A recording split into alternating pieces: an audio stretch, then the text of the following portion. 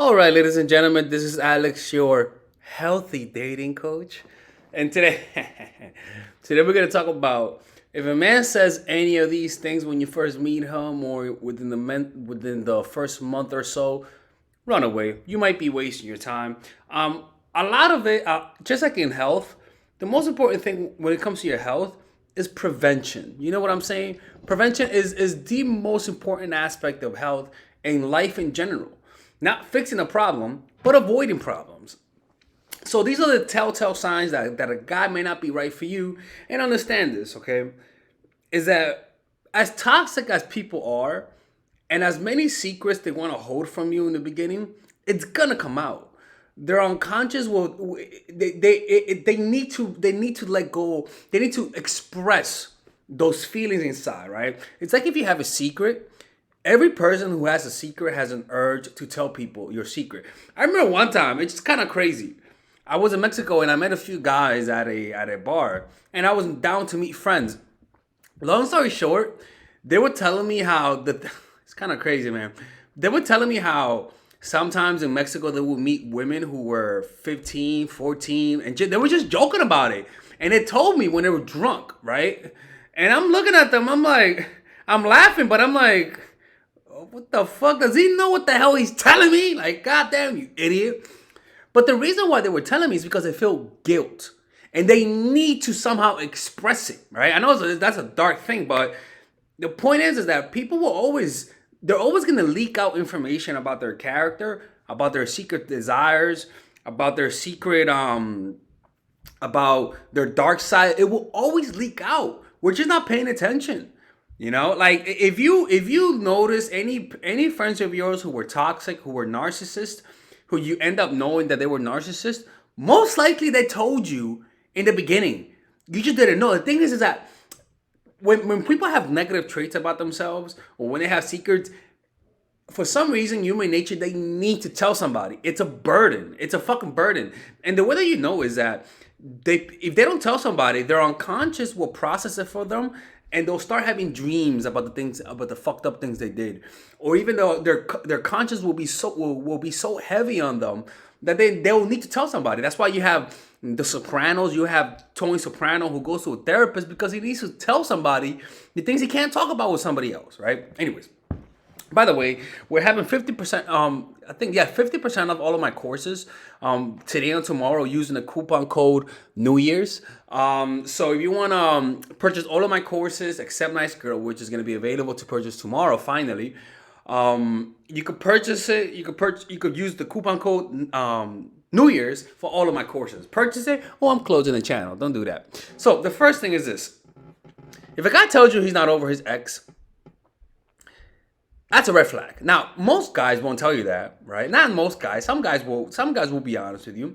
But some guys will not tell you that. The guys who will tell you that they're not over their ex are the guys that when they meet you, they don't have chemistry with you.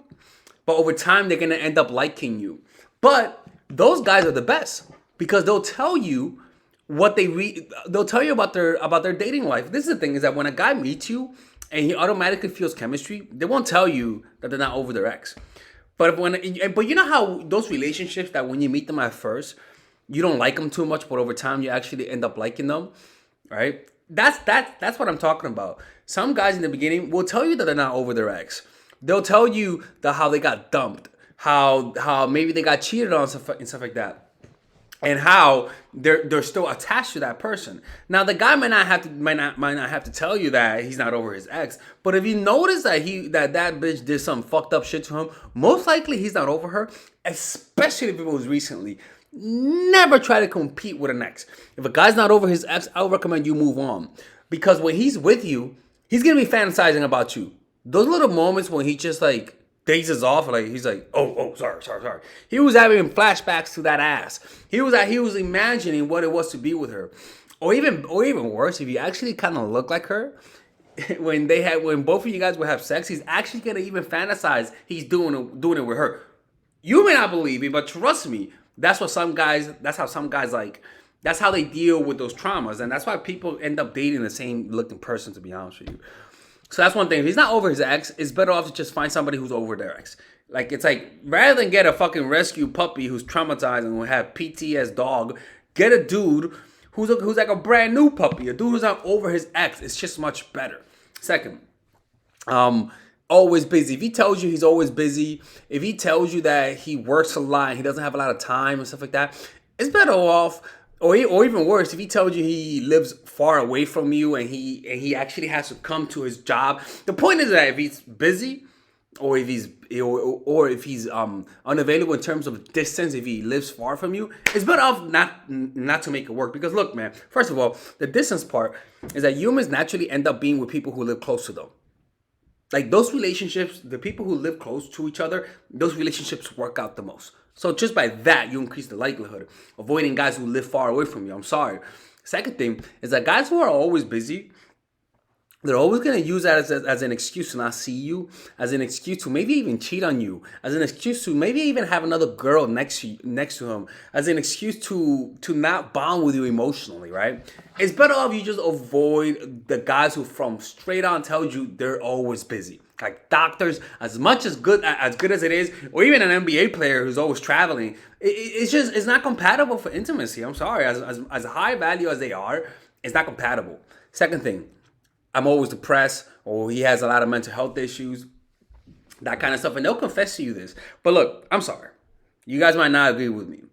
But if a guy is consistently depressed, unless you have the white savior syndrome, which a lot of women have, if a guy's consistently depressed, he has bipolar, has anger issue, and he tells you, my love, I will recommend you find somebody who has no mental health issues. So the sad thing is that I'm telling this to a population which is women, who have most depression, you know what I'm saying? And you guys understand how difficult it is sometimes dealing with somebody with depression, because most women are not most women, but most women are the ones that get prescribed mental health pills and stuff like that, right? Guys have it the worst though. Most guys are the ones that murder. Most guys are the ones that go to jail. Most guys are the ones that have anger issues.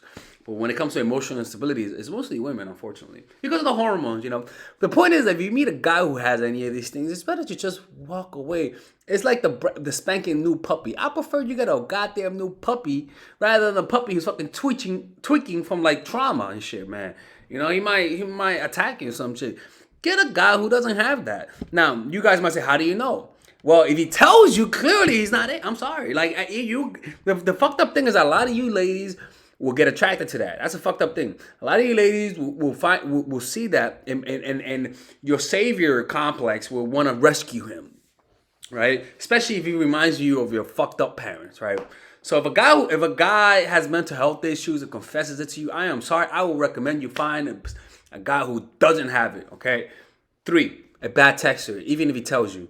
If a guy tells you he's a bad texter, if a guy tells you he always responds late because he doesn't have his phone on you, let me tell you something. No motherfucker, every person has their phone on them all the time.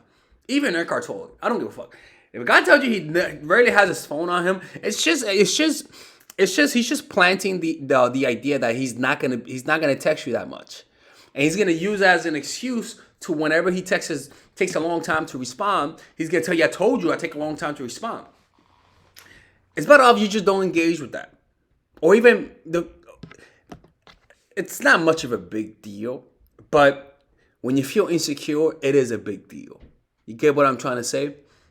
And the last one, I'm a narcissist. The funny thing is, the beauty about it is that narcissists tell you they're narcissists. A lot of them confess that they're narcissists. If a guy tells you he's a narcissist, boo-boo, it's better off you believe what he tells you and moonwalk your ass back. Moonwalk, your ass back, because guys will tell you that they're narcissists. Again, it's almost like a way to release that burden of who they are, right? Because studies even show that narcissists usually confess, or even though most people who are narcissists, not all of them, but I don't know the percentage, but they'll tell you they are, right? And you might find it endearing at first. You might find his narcissism as attractive as an edge to his character. But again, long term, it just doesn't work out, and you're just gonna waste your time. All right. So these are the 5 things that if a man tells you or confesses to you, moonwalk your ass back. Purchase my online course, that's Psychological Game of Attraction, Natural Chemistry, 50% off today and tomorrow. And I'll see you guys. And let me know, what are other things that a guy shouldn't say that if a guy says, you should leave? Comment down below, like this video for the algorithm, and I'll see you guys in the next video. Stay toxic. Wait a minute. Somebody has to say something.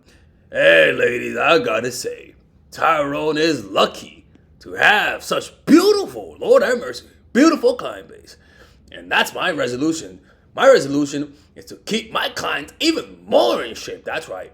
Tyrone is improving his job. He's been studying kinesiology at NYU. And Tyrone is leveling up. That's right, ladies and gentlemen. Tyrone wants to become a doctor one day. Yeah. Dr. Tyrone. That's right, ladies and gentlemen. Anyways, have a good day and have a good weekend. Tyrone out. Oh, no. Oh, what a nice guy. All right, ladies and gentlemen. All right, ladies. So finally, I have released my second course for women, which is natural chemistry. This course is a 5-week course. 5-week course where every week you're gonna get a new set of videos based on specific issues. This course is all about how to create and maintain the attraction in any man. This will help you create love. This will help you deepen the love with your man. This is not about manipulation. This is not about playing games. This is genuine, natural chemistry. No more short-term partners. No more being fooled. Why? Because I will reveal to you not only how to create attraction in the first week, but also how to understand male nature, how to understand their tricks, how to prevent from being too attached, signs that he's the wrong guy, signs that he's a narcissist, signs that he's a mama's boy, signs that he's an emotionally available guy, emotionally unavailable guy. We go over everything. We go over this 3rd week, setting boundaries. We go over the 3rd week, controlling your emotions, right? Setting boundaries, 4th week. 5th week, embracing your masculine and the feminine, right? And on top of that, I have over 10 different bonuses. 10 different bonuses, my Lord have mercy, right? With a money back guarantee. The bonus are 1, the natural chemistry, over 10 hours of content, right? The breakup formula, how to deal with a breakup, right? The connecting with your man, right? Establishing a life of abundance, social mastery, understanding your dark side, the goal setting seminar, which is about how to set and achieve goals, practical mastery that will teach you how to master anything. The laws of human nature, I have a book club for the laws of human nature with over 4 hours of content, right?